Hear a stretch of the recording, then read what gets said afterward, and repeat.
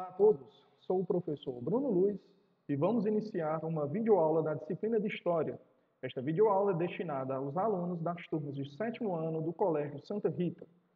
Nessa primeira videoaula, vamos fazer uma espécie de revisão, um apanhado do que já foi visto do capítulo 3, intitulado As Mudanças na Europa Feudal. Como já é de costume, cada capítulo, cada slide referente ao capítulo, ele se inicia com uma imagem que faz referência. Essa imagem que vocês veem aí é uma cena referente à Guerra dos 100 Anos, os principais acontecimentos dos fins da Idade Média. O nosso recorte histórico, ele se inicia aí a partir do século XI, período de virada na chamada Idade Média. O período medieval, o período de mais ou menos 1000 anos, ele pode ser dividido em dois grandes períodos, a chamada Alta Idade Média, que é o início até a metade, e a chamada Baixa Idade Média, que seriam os séculos finais desse período medieval. Então, esse século XI aí é o período de virada, onde a gente inicia a chamada Baixa Idade Média e todos os acontecimentos, então, sociais, econômicos e culturais que vão influenciar não só o período medieval, mas, consequentemente, o período posterior, a chamada Modernidade. Então, nosso ponto central, aí, nosso ponto inicial é o século XI. Como diz aí, a partir do século XI, a Europa feudal passou por mudanças significativas. Mudanças essas na questão social, na questão econômica e também nas questões culturais. Como a maioria da população da Europa vivia no campo, essas mudanças significativas elas também se iniciaram e tiveram maior repercussão na zona rural, na zona agrária. Duas grandes mudanças. A primeira, a chamada expansão das áreas de cultivo. Essa expansão das áreas de cultivo, resumidamente falando, foi a ampliação das áreas de agricultura e de pecuária, das áreas de plantação de alimentos e da criação de animais. Como é que eles conseguiram expandir essas áreas de cultivo? Basicamente com a derrubada de florestas e também com a drenagem de áreas alagadas, de rios, de lagoas ou de pântanos. Essa primeira etapa, então, constituindo então, a ampliação dessa área de cultivo e assim eles dobravam, triplicavam a área, conseguiam então plantar numa área maior, consequentemente colher mais cereais, criar mais animais e assim ter uma maior produção de carne, leite, derivados, lã, peles. Essa a segunda mudança significativa, que na verdade foi um conjunto de pequenas mudanças, que foram as chamadas inovações técnicas, novas tecnologias que foram empregadas na agricultura, na pecuária, principalmente na agricultura. Mudanças essas que hoje, olhando com os olhos de hoje, podem parecer coisa pouca, até mesmo insignificantes, mas no período em destaque aí, a partir do século XI, foram mudanças revolucionárias na estrutura da produção econômica ali da Europa feudal. A primeira dessas inovações tecnológicas foi a charrua. A charrua é um arado com estrutura e principalmente com uma lâmina de ferro. Um arado mais pesado que trabalha com uma eficiência muito maior. Ele cava a terra, puxando aquela terra que está no fundo com mais nutrientes, jogando ela para a superfície e assim ela possa receber as sementes e passar essas sementes uma carga de nutrientes maior. A segunda grande inovação técnica foi a chamada rotação trienal, o sistema de cultivo de cultura em 3 campos. Como é que funcionava essa rotação trienal? A área de plantação era dividida em 3 outras áreas menores. Vamos supor a área A, a área B e a área C. 2 dessas áreas recebiam culturas diferentes. Uma recebia aveia, por exemplo, e a outra o trigo. E uma terceira área ficava descansando, meses, um ano ali descansando, recebendo sol, chuva, adubo, fertilizantes, e ali aumentando a sua carga de nutrientes. No ano seguinte, na época de plantação seguinte, eles então faziam uma rotação. Aquela área que tinha recebido aveia, por exemplo, ficava sem plantação, aquela que tinha recebido trigo recebia um outro tipo de cereal e aquela terceira área que no ano anterior estava descansando, agora ela também recebia as sementes, recebia plantações. Essa rotação trienal garantia a eficiência e uma vida útil muito maior ao solo, à área de plantação, fazendo assim que o esgotamento desse solo diminuísse o seu ritmo. A terceira grande inovação tecnológica foi um novo jeito de atrelar o arado, a charrua, ao cavalo. né? O cavalo, que era a força motriz aí de puxar o arado para aradar a terra, preparar a terra para o plantio. Nos séculos anteriores, esse arado ele era preso ao pescoço do cavalo, e isso prejudicava a eficiência do animal. Apertava, asfixiava, machucava o pescoço do cavalo, e assim ele trabalhava com eficiência menor. A partir desse momento aí, eles passaram a colocar o arado, né, com um colar em volta do peito, né, do cavalo, e assim o cavalo trabalhava com uma eficiência muito maior, trabalhava horas a mais, fazia um serviço muito mais rápido também, fazia essa preparação da plantação muito mais rápida também. E a quarta grande inovação foi não o uso, né, que já existia muito tempo antes, mas um aprimoramento dos moinhos, tanto o moinho de vento quanto o moinho hidráulico de água, né? Esses moinhos, então, eles eram essenciais, moer os grãos de trigo para fazer pão, de aveio, de centeio para fazer os mingaus, né? Essa expansão das áreas de cultivo, essas novas tecnologias, elas tiveram uma consequência muito grande e também muito importante na estrutura da sociedade europeia.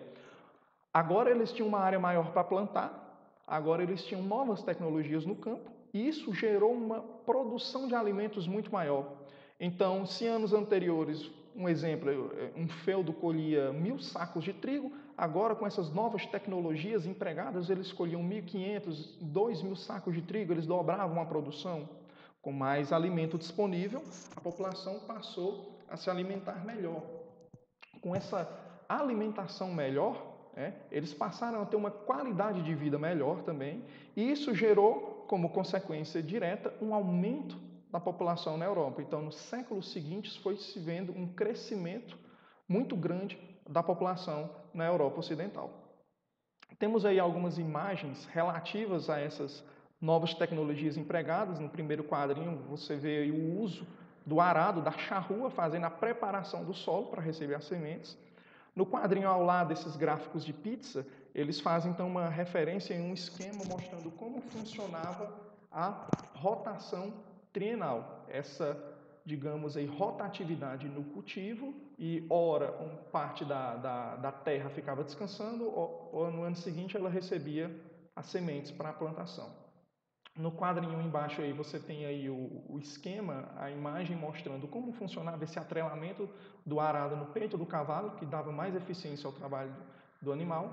E no último quadrinho você tem aí uma imagem referente a um moinho de vento, né, que era utilizado então para moer os grãos, para fazer os pães, os mingaus aí para a população europeia.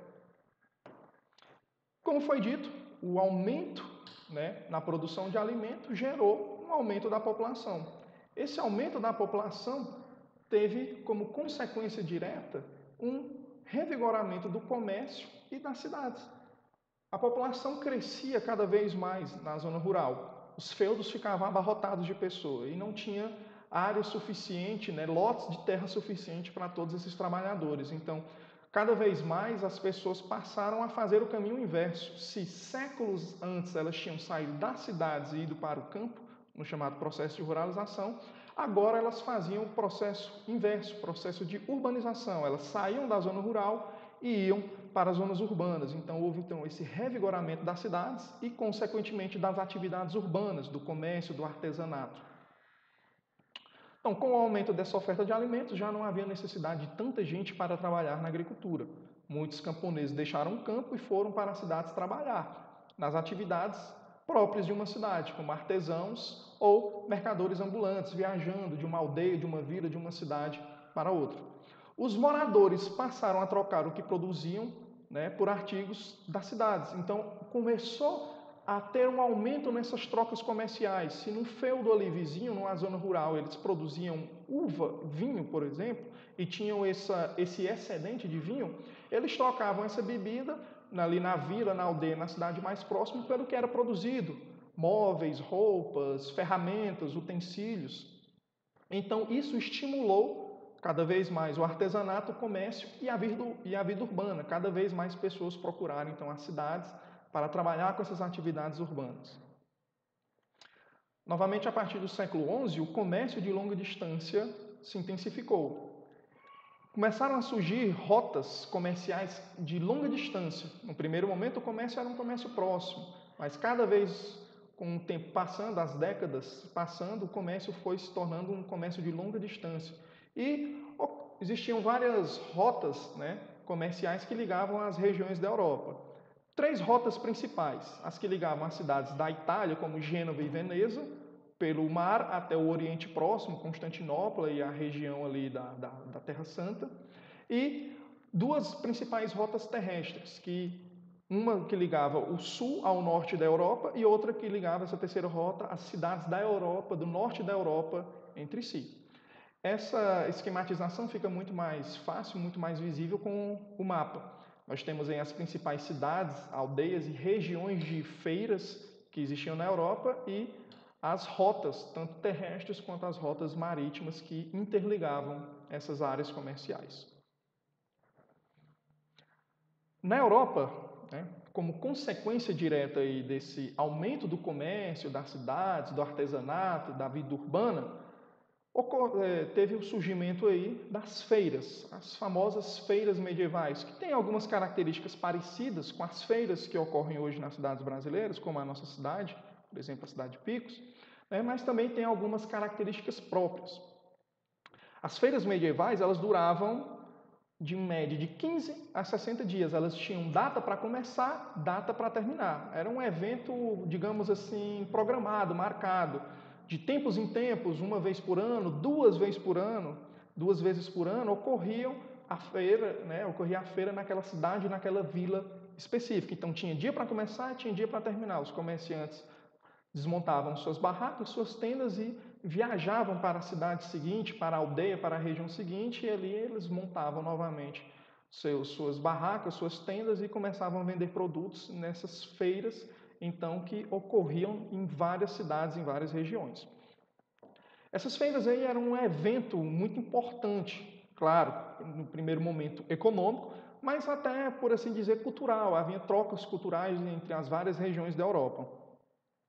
Era possível encontrar mercadores de várias partes, de Gênova, de Veneza, trazendo produtos do Oriente, como a pimenta, como as especiarias. Também mercadores do norte da Europa, trazendo lã na Inglaterra, né? Ou da região onde hoje seria a Alemanha, vendendo madeira. São exemplos aí para a gente ver a diversidade de produtos e de regiões que viajavam, se comunicavam nessas feiras.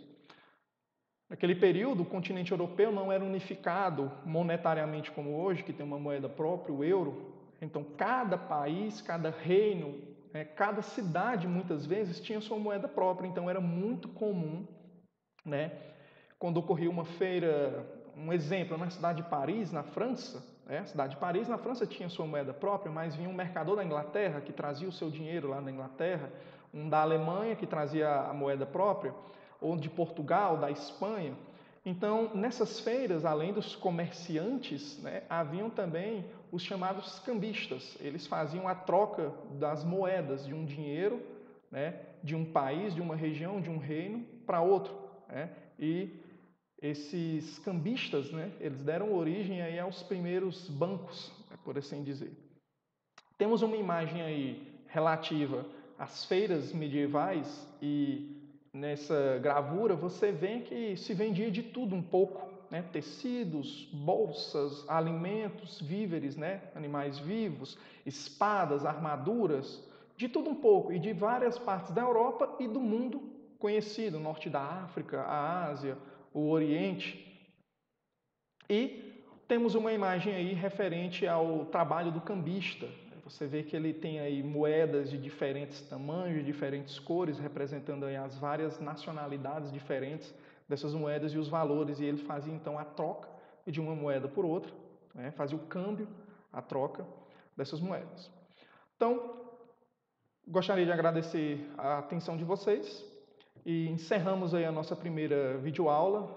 Novamente, lembrando que é uma revisão do que já foi visto no capítulo 3. Na próxima videoaula, a gente vai continuar essa revisão do conteúdo que já foi abordado para lembrar a vocês aí, trazer essa lembrança. Então, tenham todos um bom dia.